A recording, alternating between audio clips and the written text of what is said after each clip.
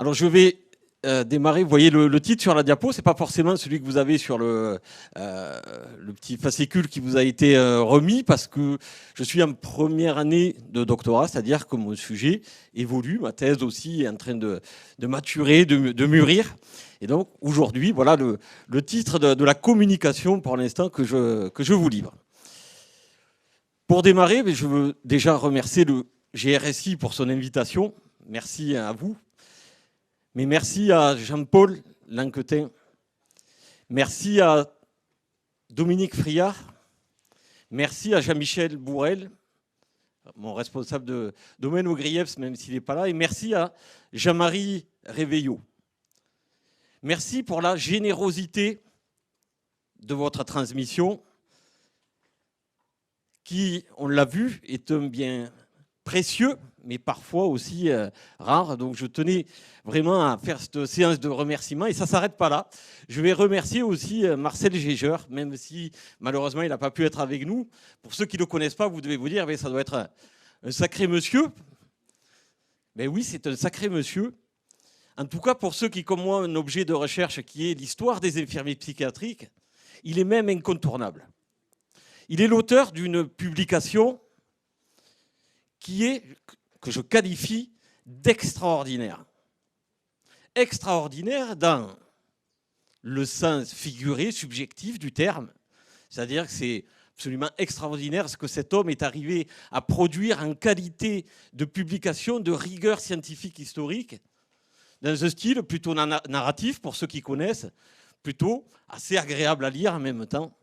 Mais c'est malheureusement extraordinaire dans le sens littéral du terme, parce qu'elle est quasiment unique, cette publication aussi fouillée sur l'histoire des infirmiers psychiatriques. Il y en a d'autres, et bien souvent des infirmiers. Dominique Friard, qui est à lui seul une encyclopédie vivante, il nous gratifie dans chacune de ses publications, de ses ouvrages, de plusieurs chapitres, aussi très fouillés, très référencés sur notre histoire. Et vous avez, par exemple, dans le public, Olivier Esnault, qui a lui aussi largement contribué dans un éventail de publications en 2006, très très intéressant sur notre histoire aussi. On vous remercie. Et là où ça devient moins favorable, c'est que ce sont toujours des infirmiers qui écrivent sur notre histoire. Cette histoire n'est que peu travaillée par les historiens professionnels. Aude Fauvel nous l'a rappelé tout à l'heure. Un peu comme si les infirmiers n'avaient pas d'histoire, ou du moins pas d'histoire qui compte. Et ça, c'est un préambule un peu subversif à l'introduction de ma communication. C'est volontaire de ma part parce que ça va l'accompagner, ça va être un petit peu le fil rouge tout le long. Donc cette communication, je l'ai un petit peu déjà voulu, vous allez voir. Je vais échapper un peu à la rigueur scientifique de présentation pour me vouloir peut-être un peu plus didactique et pédagogique. C'est peut-être un défaut professionnel puisque je suis formateur et je vais l'essayer ainsi. Donc 4 points clés: la problématique de recherche, l'empowerment Quezako. Alors là, quand je quitte le scientifique, je le quitte pour de bon du coup. Quezako, c'est occitan. Ce sont mes racines, c'est mon identité. Et il sera question aussi dans cette communication de racines et d'identité, les nôtres. Je ferai le lien avec notre histoire qui, je le crois, est riche d'enseignements, aussi passionnante que méconnue, comme j'aime à le dire. Et je terminerai avec le projet de recherche qui, vous le verrez, dépasse le cadre de celui du doctorat. Et je préciserai dans le cadre de mon intervention le devis de recherche historique qui est le mien dans ses précisions méthodologiques. Alors une problématique, ça part souvent d'un parcours, ça part de constat, celui d'un parcours d'expérience. Alors je vais quand même caler que j'ai fait mon école d'infirmier à Castres dans le Tarn, ça n'intéresse personne, mais ça n'intéresse personne, ou quelques-uns, parce que je les retrouve aujourd'hui en rencontre. Vous voyez, c'est quand même fabuleux de se retrouver ici, donc je le cale.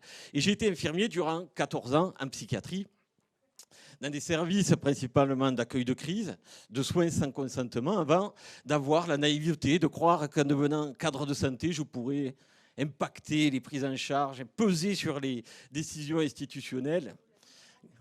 grande naïveté de ma part, mais quelle riche expérience pour moi, qui m'a permis de glisser vers un Master 2 en sciences de l'éducation. Et moi aussi, les sciences de l'éducation, elles m'ont beaucoup apporté, je leur dois beaucoup.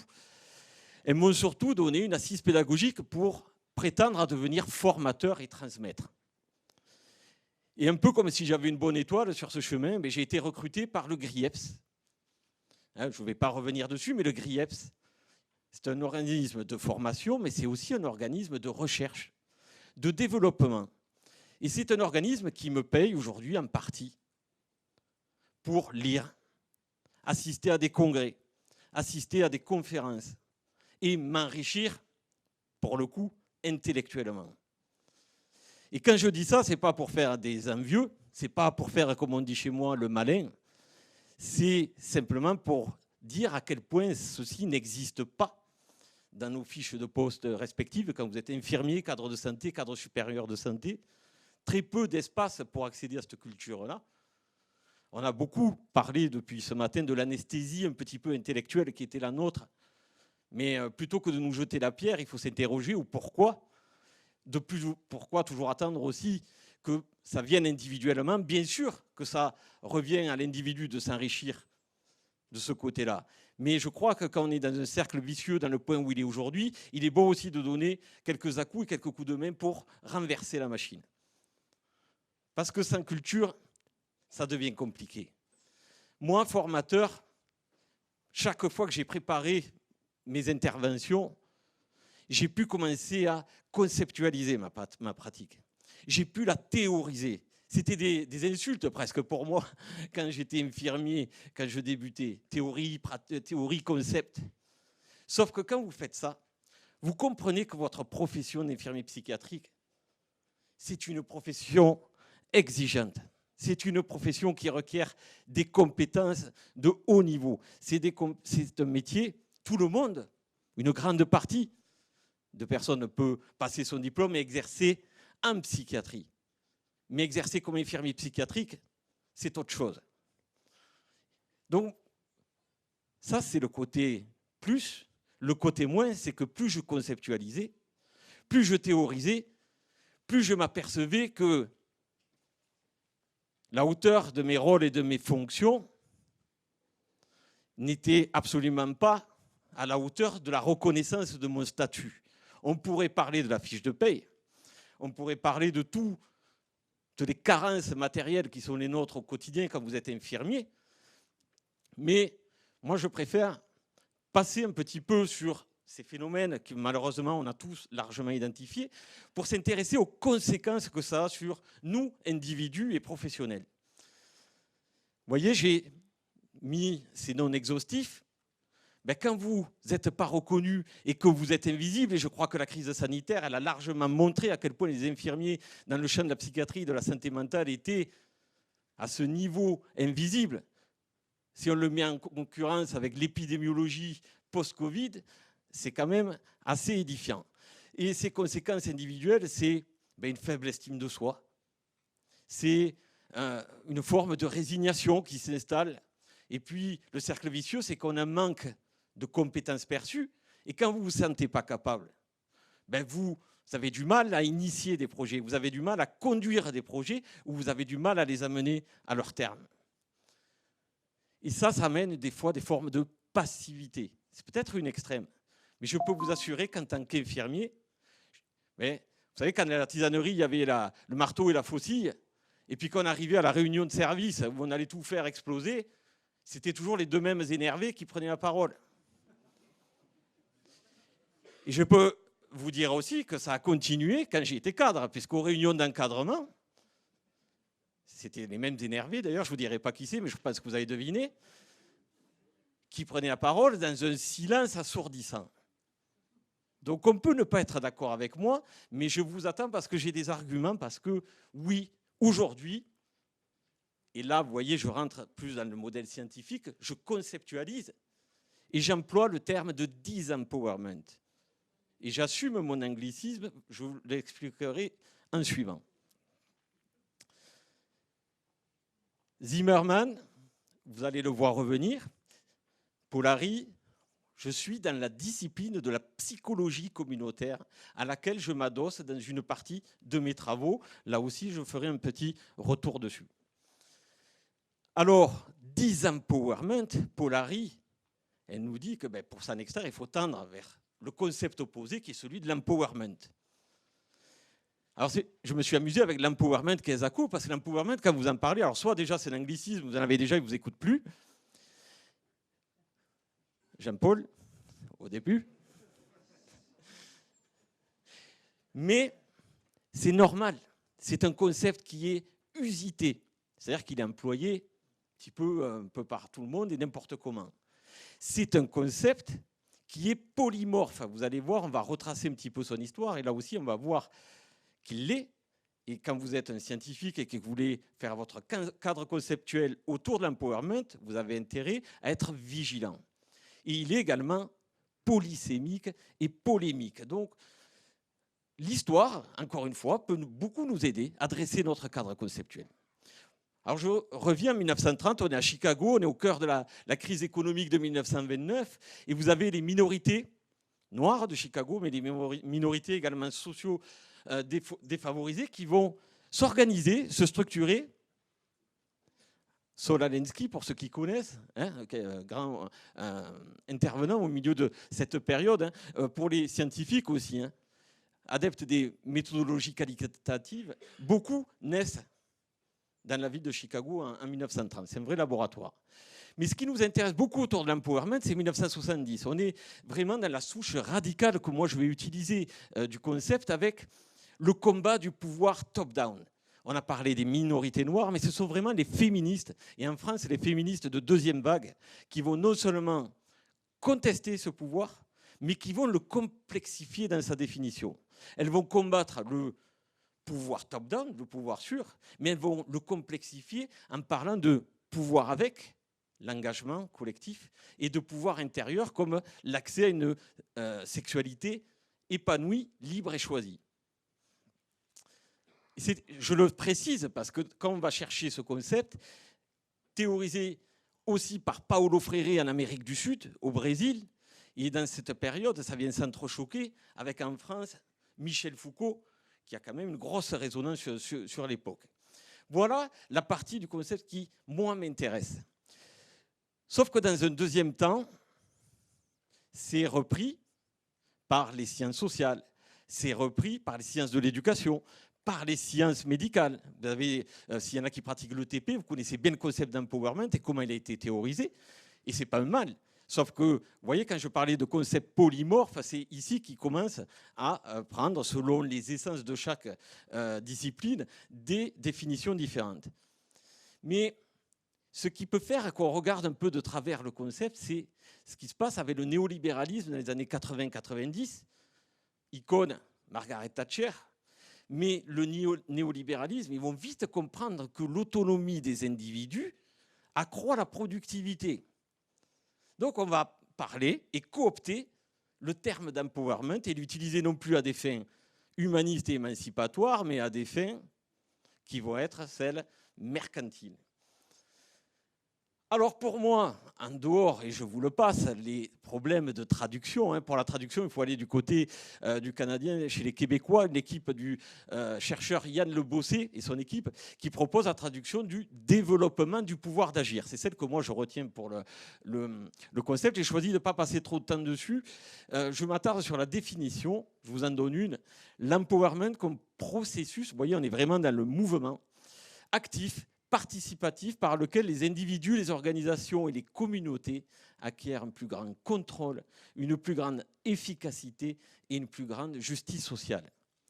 Vous voyez revenir Zimmermann, parce que dans la discipline communautaire, là je viens de dessiner le cadre conceptuel, je vous dessine mon cadre théorique où j'invoque les travaux de Mark Zimmermann autour de l'empowerment psychologique. Je ne vais pas vous lire mot à mot, mais on peut retenir quand même les trois composantes intrapersonnelles, interactionnelles et comportementales. C'est-à-dire, pour aller dans des exemples concrets, l'infirmier qui tout à l'heure était en disempowerment, l'infirmier, là, pour le coup, dans la dimension intrapersonnelle, il est capable d'être automotivé. Il donne du sens à ce qu'il fait. Il est capable d'autodétermination, de mener ses projets. Il est capable, dans la composante interactionnelle, d'être dans de la conscience critique, d'identifier les agents causaux, peut-être à son disempowerment, et de les contrer et de réagir. Il est capable, dans la composante comportementale, d'avoir un comportement d'adaptation, mais d'engagement au sein de sa communauté ou dans des organisations. C'est quoi le concret ici? C'est peut-être, quand on propose d'adhérer dans une association comme on le travaille ce soir, c'est d'être capable peut-être d'adhérer et peut-être plus encore de devenir secrétaire, trésorier, j'en sais rien. Mais en tout cas, ici, je vous livre du théorie à la pratique quelques exemples pour illustrer ce cadre théorique qui nous échappe parfois, mais qui donne aussi toute la crédibilité à votre travail scientifique de recherche. Parce que moi, quand je vais mener, comme je vous l'explique tout à l'heure, ma recherche historique, ou plus tard, quand je vais chercher à évaluer si mes actions provoquent ou pas un processus d'empowerment chez les infirmiers, je ne peux pas dire « ah ouais, ça a l'air quand même que non ». Je dois aller chercher dans la théorie si je vais retrouver des éléments, des critères qui sont développés et annoncés ici. Alors quel lien moi je fais avec l'histoire, la nôtre? Un premier, et on va partir sur le disempowerment, c'est d'identifier combien nous avons des racines. Alors je vais parler de gènes, ça n'est pas vraiment, mais ancillaires qu'on retrouve par exemple chez les domestiques. Les domestiques, on se dit mais c'est quoi le lien avec les infirmiers psychiatriques? Si vous regardez le statut, l'infirmier psychiatrique c'est 1907. Mais si on remonte aux fonctions de soins et au rôle, on peut retrouver chez le domestique Michel Nadeau, qui n'a pas pu venir avec nous aujourd'hui, mais qui construit sa théorie autour du triptyque, notamment dans lequel on retrouve le domus avec les savoirs profanes. Il identifie tout le rôle qu'ont joué ces domestiques. Les sœurs et les prêtres, beaucoup en ont parlé avant moi aujourd'hui. Ces sœurs qu'on va retrouver jusque dans les années 60, 70, voire 80 dans certains centres hospitaliers spécialisés au départ, et puis certains centres hospitaliers plus tard. Et les gardiens qui naissent, eux, avec les grands hôtels-dieux, sous Louis XIV, comme on a cherché à ce que Foucault appellera le grand renfermement, mais qui continueront à exister dans les asiles, qui continueront à exister dans les centres hospitaliers spécialisés et qui continueront parfois, peut-être, sans le statut, mais exister parmi les ISP et peut-être encore plus tard. En tout cas, quel lien je fais avec disempowerment? Vous avez vu, je vous parle d'Antiquité jusqu'à 1980, donc on peut quand même être d'accord que ça fait plusieurs siècles. Domestique, domesticité, servitude, religieuse, vocation. Vous savez, la fameuse vocation. Tu es infirmier psychiatrique, toi? Ça doit être dur, mais tu as la vocation, toi. Vas-y, redis-moi ça pour voir. Les gardiens, garder, surveiller. On ne peut pas faire, même si aujourd'hui on ne le nomme pas ainsi, faire fi qu'implicitement nous conservons ces racines-là qui peut-être sont des explications ou des débuts d'explications et pourraient contribuer à identifier la passivité que j'évoquais tout à l'heure ou les autres critères du disempowerment. Mais je m'intéresse particulièrement à une autre période de l'histoire, qui est celle que j'appelle la période dorée. Non pas parce que je considère que tout était fabuleux, extraordinaire et que les soignants étaient des gens pleins d'humanité à l'unanimité. Je la considère dorée en lien toujours avec ma définition de l'empowerment parce que je retrouve dans ces années 1970, 1980, 1990 les critères d'un empowerment. Je les retrouve dans l'association militante de la Air Libre qui est capable de débouler à 400 infirmiers dans un congrès à Auxerre en 1974 alors qu'ils n'y sont pas conviés et qu'on va parler d'eux, de l'avenir de leur profession. Et bien ils déboulent et ils lisent un discours tonitruant devant un pléthore de médecins. C'est André Roumieux. Je ne reviens pas, mais on a vu comment il a fissuré le plafond de verre et permis à un nombre d'intellectuels infirmiers de pouvoir s'engouffrer à l'intérieur. C'est également je n'arrête pas cette période, moi, 1992, à la fusion des diplômes.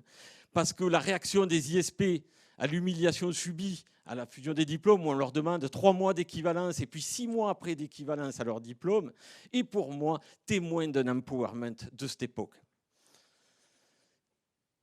Alors, mon ambition de recherche, elle est dans le cadre d'un doctorat, de faire un devis de recherche historique. Ce devis de recherche historique, il est vraiment de prospecter et d'aller identifier et valoriser cet empowerment que je n'ai pas fini de dater aujourd'hui, de ces 30 années. De relever ce qui a pu émerger, ce qui a pu être produit, ce qui a pu être publié, ce qui a pu être fait en termes de militantisme et d'engagement en tant que professionnel. Mais là où ça devient ambitieux, c'est le post-doctorat où je pourrais extraire ces savoirs historiques, les utiliser dans une formation parce que je suis formateur, donc c'est-à-dire créer des formations pilotes où je transmets ces savoirs historiques pour voir derrière si oui ou non, de regarder un peu d'où on vient, ça peut permettre derrière d'entrer dans un processus d'empowerment. Voilà l'idée sur le schéma général. Je suis porté par 2 historiennes, Aude Fauvel, dont vous avez pu apprécier tout à l'heure la qualité de l'intervention, dont vous mesurez la chance qui est la mienne d'être dirigée par Aude aujourd'hui, et Marie-Claude Tifo, qui, elle, est historienne au Canada, à Ottawa, là où je fais mes études, qui est dans les sciences infirmières. C'est une infirmière psychiatrique qui aujourd'hui est professeure à l'université d'Ottawa en sciences infirmières et qui a développé la branche de la nursing history. Parce que oui, à Ottawa, ils ont, dans la branche des sciences infirmières, une branche dédiée à l'histoire des infirmiers. Alors moi, je suis ici, quand même, par rapport à ce qui est ciblé, c'est mon premier travail de recherche qui est en cours aujourd'hui. Alors, je vous déplie ce qu'on appelle le devis de recherche avec un rattachement, parce que vous avez vu ce matin, je pense, dans la présentation de Pierre Parisot-Lego, la précision avec laquelle il détaillait sa méthodologie. C'est quelque chose qui est très transmis, c'est une culture, c'est la culture de la validité, de la crédibilité de votre étude. Et c'est pour ça que voilà, j'ai pris le temps de quand même la détailler. Donc, toujours un paradigme dans lequel on se rattache. Moi, j'ai choisi d'entrer dans le paradigme dit compréhensif de Piron et Arsenault, c'est eux qui le documentent le plus. Pourquoi ?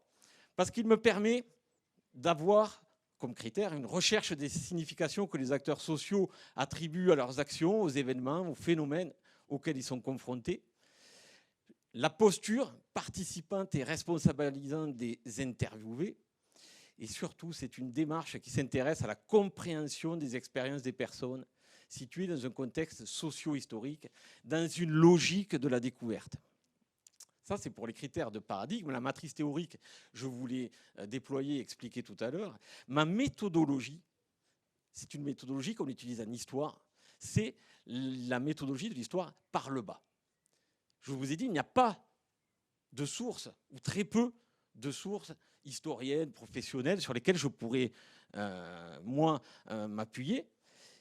Et je vais utiliser ce que Marie-Claude Tifo a beaucoup développé au Canada, elle, à partir de témoignages de patients pour développer des angles morts de l'histoire de la psychiatrie au Québec.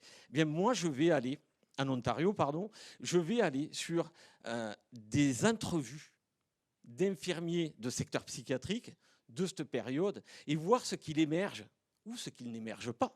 Parce que je peux être contredit par l'étude que je mène aussi, c'est une possibilité en termes d'empowerment durant cette période. Une vingtaine d'entrevues, ce sera peut-être compliqué pour moi d'aller repérer la saturation des données, c'est ce que je me fixe aujourd'hui, ce sera peut-être revu, avec comme critère d'inclusion d'être un infirmier de secteur psychiatrique et d'avoir exercé au moins 15 ans durant les 30 années que moi je compte aller explorer. Aude Fauvel m'a soufflé une autre idée qui serait, à la suite de ces entrevues, d'aller sur quelque chose qui aurait pu être exprimé en termes d'initiative qui avait été prise à l'époque, la publication d'un petit journal à l'intérieur d'un hôpital, une unité, une cafétéria qui avait été créée à l'époque. Je ne sais encore pas poids, mais de l'utiliser pour finir d'illustrer et de réinscrire cette période historique. Bien sûr, mon étude en devis de recherche a des limites. Elle a des points de vigilance que je m'attache dès le départ à identifier pour les respecter et éviter de m'engouffrer à l'intérieur. C'est un périmètre d'exploration limité, j'en suis conscient. C'est pour ça que j'ai choisi un paradigme, une théorie et une méthodologie qui sont en lien. J'ai également la saturation des données dont je vous ai parlé qui peut être une difficulté, mais surtout ma posture de chercheur. Vous avez vu, encore une fois, Pierre Parisot-Lego a beaucoup insisté ce matin. C'est aussi un défi pour moi. Ce n'est pas un défi pour rester, vous savez, la mise entre crochets, la mise entre parenthèses. Ça, je n'ai pas à me soucier de ça, puisque mon paradigme me utilise même la subjectivité du chercheur. Là où je dois être vigilant, c'est d'aller un petit peu contre ma nature, peut-être, et de ne pas être trop critique. Parce que là, je glisserai vers un paradigme de théorie critique qui n'est pas tout à fait celui que moi j'ai choisi d'utiliser et qui diffère quand même en des points cruciaux et discriminants. Donc je devrais être vigilant là-dessus. Et respecter également un équilibre dans les critères sociodémographiques de l'échantillon d'interviewés qui doit être représentatif de celui de l'époque. Parler de sexe, par exemple, homme-femme, c'est un exemple que je peux vous donner pour illustrer ce point de vigilance. Et ne pas oublier que des ISP, il y en a eu en disempowerment aussi. Moi, j'ai travaillé avec certains d'entre eux. Autant vous dire que quand on a fait le pot de départ, ils n'étaient pas invités. Et ce qu'on fêtait, c'était de ne plus jamais les revoir. Donc, évidemment, je ne suis pas naïf et béat devant cette période. Je vais y poser un regard lucide à l'intérieur et je devrais accepter peut-être aussi que je sois contredit dans l'étude que je veux mener. Donc cette recherche, elle est utile, à mon sens, dans ce qu'elle peut offrir. C'est quand même le propre de beaucoup de recherches historiques, de laisser une trace, de laisser une inscription historique, comme je vous l'ai dit, dans la recension des écrits, n'existe que peu ou pas dans la teneur de validité scientifique aujourd'hui. J'espère qu'elle pourra contribuer à valoriser notre profession. Et j'espère aussi qu'elle peut servir de base pour d'autres chercheurs. On a vu ce qui pouvait continué à être exploré du côté de Jean-Baptiste Plusset. Il y a plein d'autres périodes dans notre histoire. Malheureusement, ce n'est pas l'objet aujourd'hui, donc je ne m'attarde pas plus sur les différentes périodes. Cette histoire est riche. Cette histoire, c'est la nôtre. Et je crois que si des chercheurs, et je sais qu'il y en a, puisque je suis sollicité maintenant assez régulièrement par, je ne sais pas si c'est le mouvement IPA qui fait ça, avec les mémoires à créer, mais en tout cas, il y a une émulation qui est très intéressante, qui commence à bouger. Il faut que je me bouge. Ah, j'ai fini, regarde. Conclusion, excusez-moi, j'ai pas timé. Une thèse donc historique, une thèse éminemment bien sûr politique, un travail au service des générations d'infirmiers présentes et futures. Donc l'empowerment, je crois qu'on a des grands modèles. Je crois que Jean-Paul Langtin, avec sa recherche, en est un majeur. Dominique Friard aussi. Je pense à des infirmiers qui aussi nous apportent beaucoup en ce moment. Je pense à Loïc Rohr, je pense à Yvonne Kenoun, je pense à Vincent Billier. Mais je crois que certains d'entre vous, et j'espère le plus nombreux possible, dans leur quotidien ont aussi des actions d'empowerment. Comme monter un programme de psychoéducation dans la sclérose d'une institution complètement figée. Je sais qu'il y en a parmi vous qui sont capables de monter ça. Ça, c'est des traces. Donc, soufflons sur les braises qui restent pour allumer le feu d'hier. J'espère que l'histoire peut vous donner une idée de l'oxygène pour le faire. Merci de votre attention. Merci beaucoup.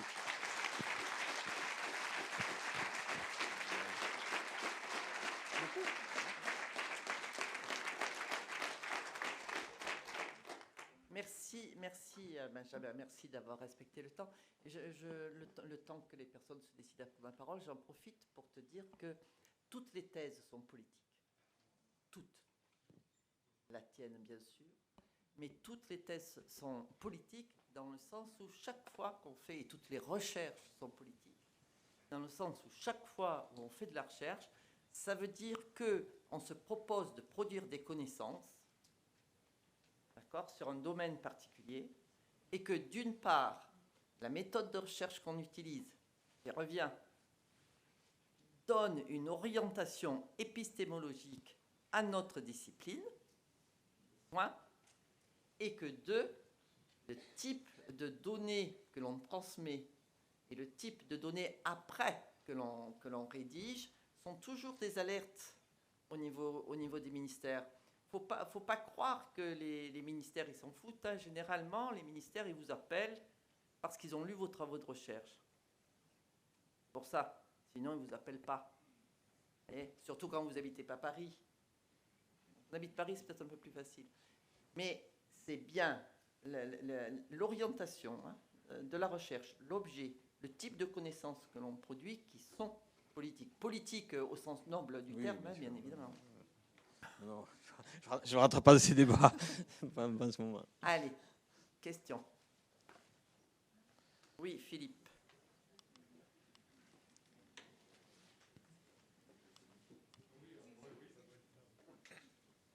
Merci de cette présentation historique. Et c'est vrai que les thèses en histoire au niveau des infirmières et des infirmiers français sont peu nombreuses, malheureusement.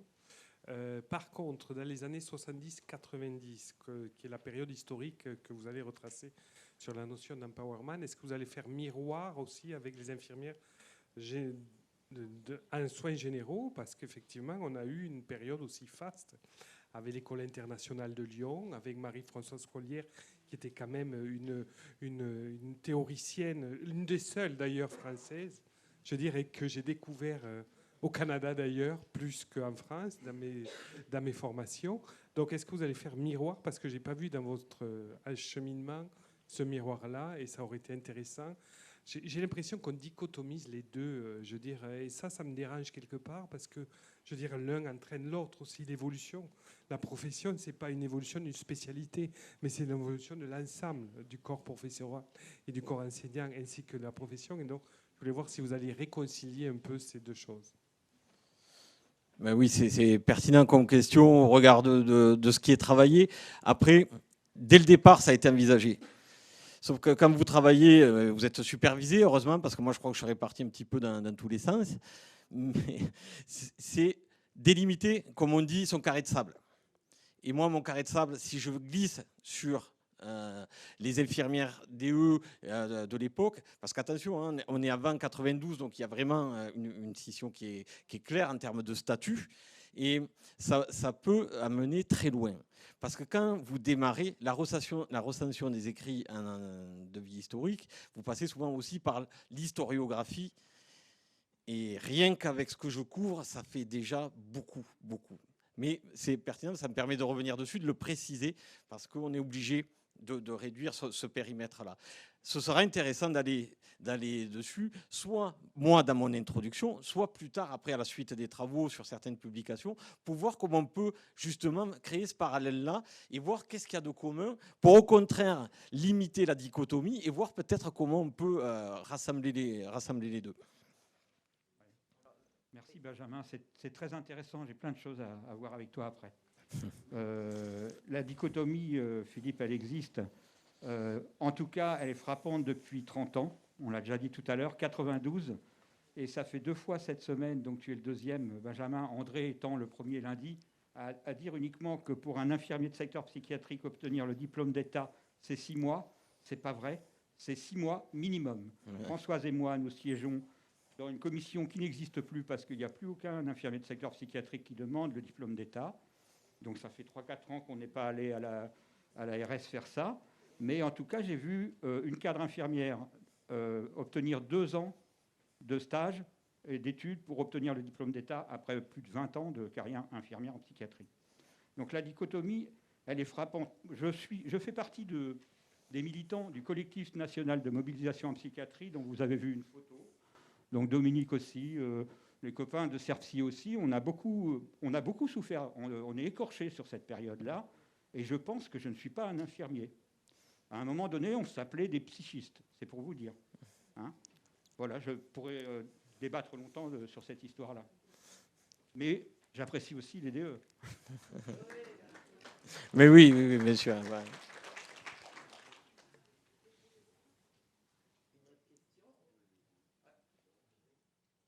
question? Oui.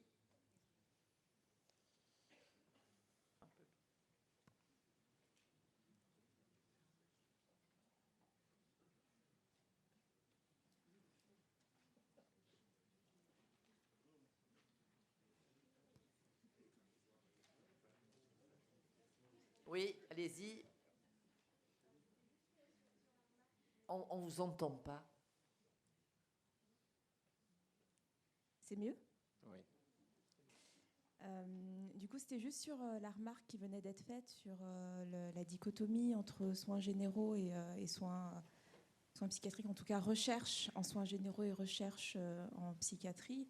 Je me disais aussi que quand on regarde finalement toutes les luttes pour les droits, les liens qu'on a fait avec les questions de féminisme, tu as parlé au début des luttes pour les droits civiques, etc. Il y a toujours cette question de est-ce qu'il faut pointer une certaine identité? Est-ce que ça ne va pas séparer du reste et créer encore plus de différences, etc.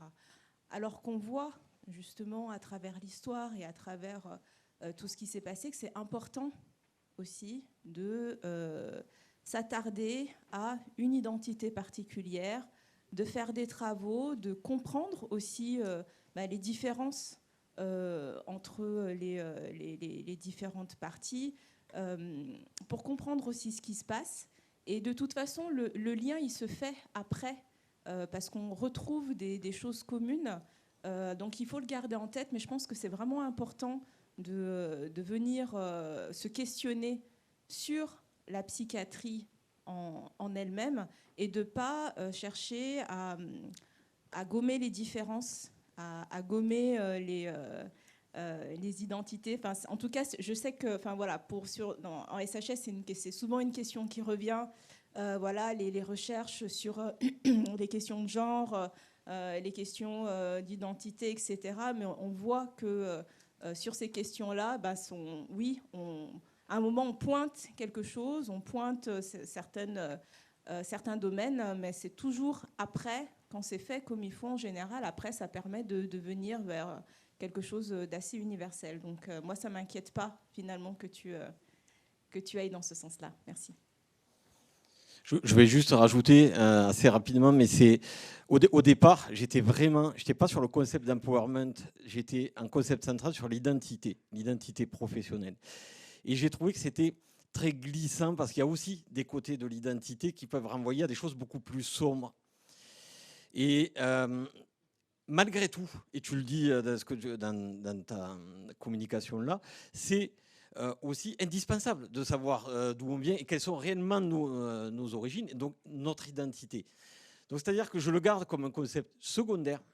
Je le mets pas, c'est pas lui que je mets le plus en avant, et je m'intéresse beaucoup plus aujourd'hui à cette notion d'empowerment que je crois être possible de réanimer via peut-être l'identité, mais entre autres, voilà, dans l'histoire.